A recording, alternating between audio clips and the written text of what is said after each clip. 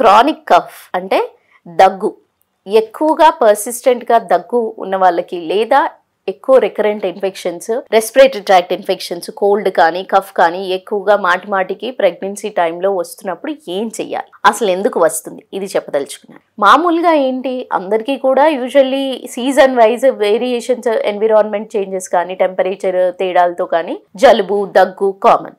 అదే ప్రెగ్నెంట్ ఉమెన్కి ఎక్కువగా ఎందుకు అవుతుంది అంటే, ప్రెగ్నెంట్ ఉమెన్ కానివ్వండి, లాక్టేటింగ్ మదర్ కానివ్వండి, ఎక్కువగా వాళ్ళల్లో ఉండే ఇమ్యూనిటీ అనేది, రోగనిరోధక శక్తి అనేది చాలా తక్కువ స్థాయిలో ఉంటుంది. ఆ రోగనిరోధక శక్తి తక్కువ స్థాయిలో ఉన్నప్పుడు ఏంటి అంటే ఈజీగా వైరల్ ఇన్ఫెక్షన్స్ అనేది ఎక్స్పోజ్ అవుతారు. సో ఈ వైరల్ ఇన్ఫెక్షన్స్ ఎక్స్పోజ్ అవ్వడం వల్ల వాళ్ళకు జలుబు దగ్గు, మినిమల్గా ఫీవర్, కొంచెంగా వెరీ మైల్డ్ ఫీవర్ లాగా ఉండడం అనేది జరుగుతుంది.